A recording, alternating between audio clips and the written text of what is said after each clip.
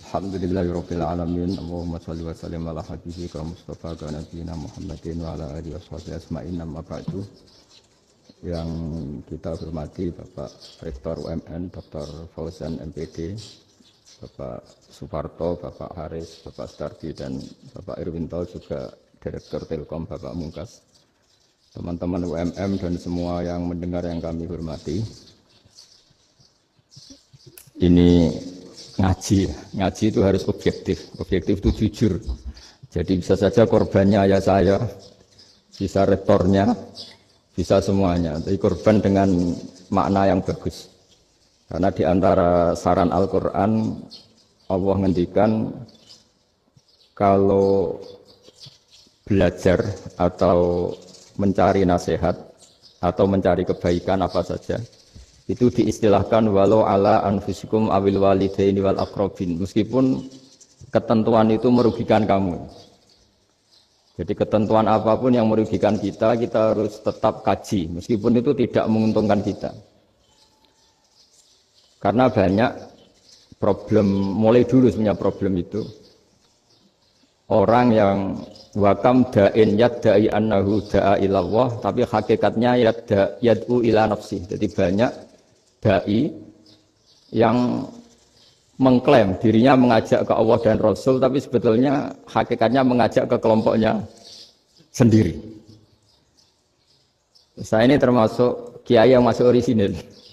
Artinya orisinil gini, suatu saat atau kapan saja saya kok sudah tidak laku jadi kiai, asal Islam jalan tetap senang, karena nggak penting yang populer saya apa enggak itu tidak penting, yang penting agama ini tetap jalan. Sama, negara ini harus jalan siapapun presidennya. Nah, ini penting saya utarakan karena perbedaan antara nafsu dan komitmen beragama itu tipis sekali. Sehingga dulu pernah ada cerita, ini bukti keadilan Rasulullah SAW. Pernah suatu saat Nabi itu ngaji, yang ngaji seperti ini. Terus ada pemuda dengan cueknya melewati masjid yang sedang dipakai Nabi ngaji. Singkat cerita semuanya ngomel ya, bergumam. Celaka betul pemuda itu, ada Nabi ngaji kok tidak ikut ya. Tapi Nabi secara besar hati ngendikan, ini ada di beberapa kitab di Fadhailul Kasbi, keutamaan kerja. Kata Nabi, pemuda itu mau mencangkul di lahannya. Jika dia mencari nafkah untuk keluarganya, untuk kebaikannya, maka itu bagian dari ajaranku. Jadi Nabi berbesar hati bahwa kerja seperti itu bagian dari ajarannya. Jadi tidak harus datang ke majelis ngaji. Dan bisa saja yang sedang hadir itu ya orang yang hindari istrinya minta belanja, dari ngaji terus benar dituntut belanja kan gitu. Mungkin anak-anak UMM yang kesini daripada tengok-tengok yang Malang bosen jalan-jalan ke Rembang. Gitu. Nah, jadi nggak mesti benar juga niatnya. Gitu. Jadi ya sama itu. Jadi kalau di dunia kiai yang masih orisinil itu, nafsu itu benar-benar dilatih. Maka masyhur dalam cerita ada orang perang sama Ali radhiyallahu anhu. Ketika perang ini sangat semangat. Tapi ketika orang itu meludahi dan Sayyidina Ali ini tersinggung karena diludahi, Sayyidina Ali langsung angkat tangan. Sudah, perangnya enggak usah diteruskan. Karena saya marah sama kamu sekarang demi nafsu, karena kamu meludahi saya. Padahal saya tadi motifnya demi Allah dan Rasul. Jadi sangat tipis bedanya kita emosi karena diri kita dan emosi karena Allah dan Rasul. Sehingga ketika diludahin ini terus beliau mikir, jangan-jangan perang saya karena saya diludahi. Nah, yang hilang dari peradaban modern adalah Allah itu tidak begitu hadir di hati kita. Saya sering cerita di mana-mana, teks hadis itu sebenarnya berbunyi gini, ini hadis sahih. Mangka na yu'minu billahi wal yaumil akhir falyukrim jarahu. Ada yang falyukrim jarahu dhaifahu, ada yang falyakul khairan aw liyasmut. Siapa yang iman dengan Allah dan Rasul maka harus memuliakan tetangganya, memuliakan tamunya. Dulu itu ada seorang ulama dipanggil anak muda, dibully terus sekarang. Wahai kiai, datang ke rumah saya. Datang kiai itu. Setelah sampai ke rumah orang itu, silakan Kiai kembali ke rumahnya, saya tidak butuh Kiai. Kiai itu dengan riang kembali. Setelah di rumah dipanggil lagi, Pak Yai silakan datang ke rumah saya, datang lagi. Ya senyum-senyum Kiainya santai. Wah nggak jadi butuh Pak Yai, silakan kembali lagi. Sampai 3 kali. Oh itu kalau rektor digitukan marah itu, dosen marah. Kiainya santai, santai senyum-senyum rileks. Ketika ditanya, kenapa Pak Yai tidak tersinggung? Jawabannya unik. Anak muda, saya ini senang sekali nuruti perintah Allah, disuruh menghormati tetangga. Sehingga ketika Anda manggil, ya saya datang. Ketika Anda nyuruh pulang, ya saya pulang. Saya senang sekali nyenengkan tonggo. Dan itu perintah Allah, jadi tidak ada hubungannya dengan kamu. Wah pemudanya nangis minta dimaafin. Kalau kita kan enggak, kita ini dosen, kiai, mungkin kita doktor, mungkin kita profesor. Tapi kita ini sering didikte oleh orang bodoh. Kalau orang bodoh itu jengkel, lo kita ya jengkel. Lo kamu jengkel, dijengkelkan orang bodoh itu namanya terdikte. Itu bodoh apa pinter? Oh itu tidak pinter sama sekali. Kalau betul-betul kamu pinter, hanya bisa didikte oleh Allah Subhanahu wa Ta'ala. Jadi antara hukum Allah apa? Wa ahsin man asa'a ilaika. Berbuatlah baik sama orang yang berbuat buruk sama Anda. Itu dikteannya Allah. Kalau dikteannya orang-orang bodoh, kayak dimangkel ben mangkel, terus kamu mangkel, itu bodoh apa pinter? Nah, problem kita kekinian adalah, wong pinter, wong bodoh, itu bodoh-bodoh bisa didikte oleh sekelilingnya. Terus karuan wataknya perempuan seperti itu, wataknya anak-anak seperti itu, kita didikte. Anak-anak jengkelin kita mangkel, berarti kita didikte oleh orang bodoh. Makanya agama itu unik, kadang ngendikan wa ahsin man asa'a ilaika, kadang wasil man qata'aka, sambunglah orang yang memutus kamu. Karena dengan demikian kita hanya didikte oleh Allah Subhanahu wa Ta'ala, bukan didikte oleh hukum sosial. Cara Jawane nak ngapiki tangga sing apik akeh tunggale. Berbuat baik sama yang berbuat baik pada kita itu mbok orang fasik ya seperti itu, maling ya seperti itu, sama. Tapi kalau berbuat baik sama orang yang berbuat jelek sama kamu itu baru luar biasa. Dan memang teksnya hadis wa ahsin man asa'a ilaika. Berbuat baiklah sama orang berbuat buruk sama kamu. Jadi nggak boleh orang didikte.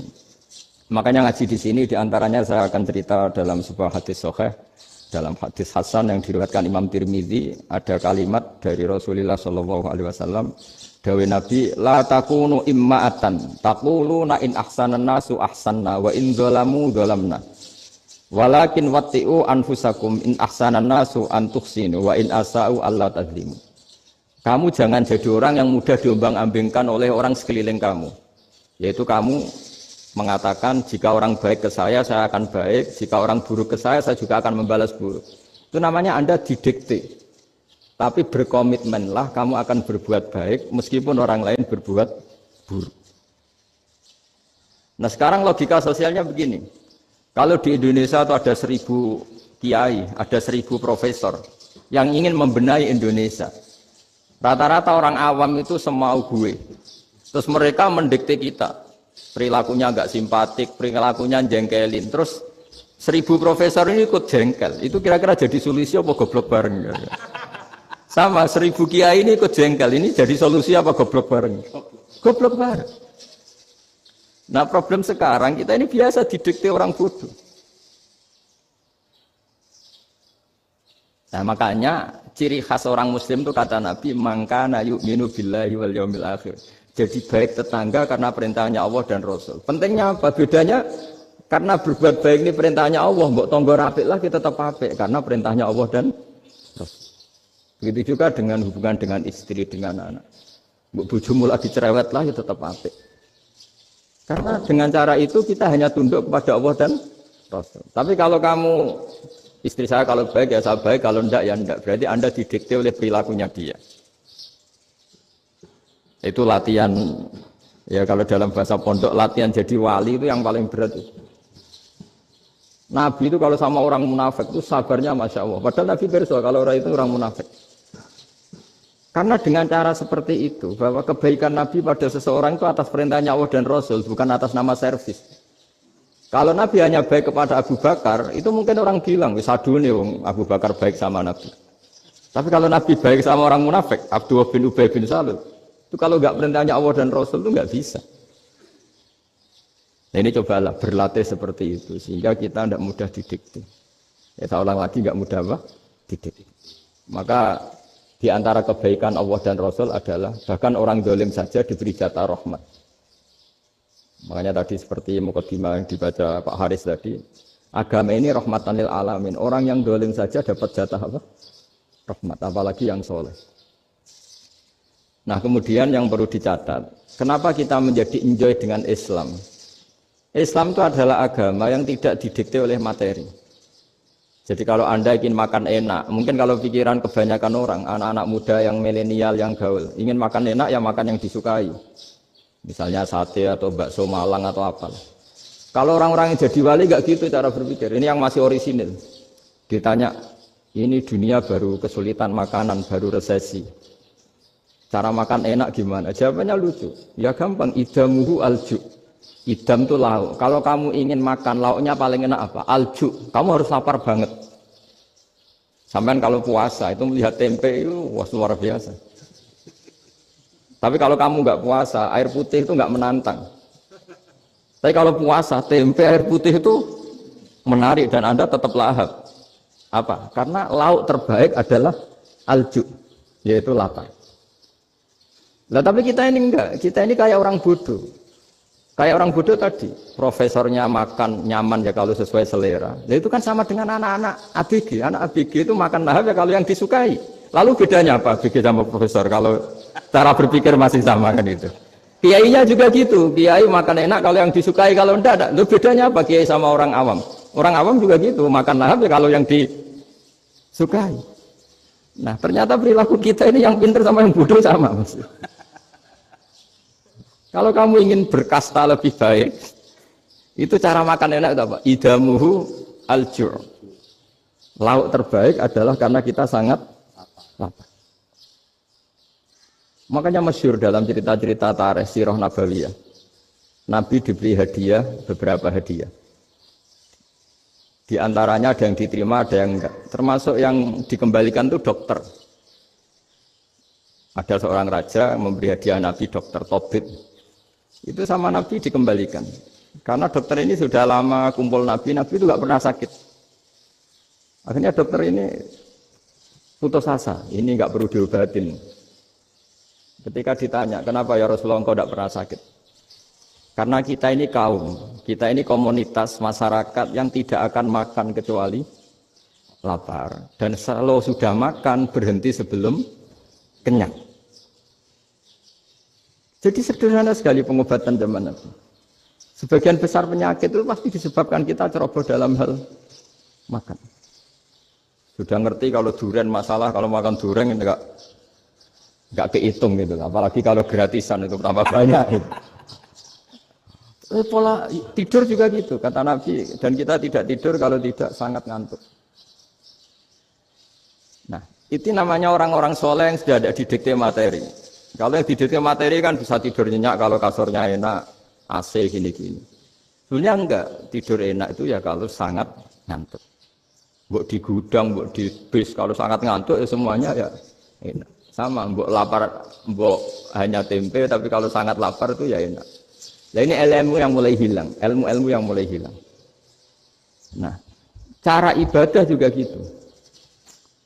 Kita ini kan, saya ini punya bapak kiai, mbah kiai. Punya guru yang sangat alim ya seorang Kiai Kiai Maimun. Itu dulu kita pengkaji ilmu itu tidak pernah tahu bedanya NU dan Muhammadiyah. Karena dulu Mbah Darwis itu Kiai Dahlan itu dulu ngajinya bersama Mbah Hasyim ketika di Indonesia yang ngaji Mbah Soleh Darat. Mbah Soleh Darat itu dulu ngajinya sama buyut saya ke-6 namanya Mbah Soleh Asnawi di Kudus. Mbah Soleh Darat itu dulu alim-alimnya orang Jawa ya Mbah Soleh Darat. Soleh bin Umar. Tempatnya di Semarang, tapi beliau itu sebenarnya orang Jepara yang dekat Kudus.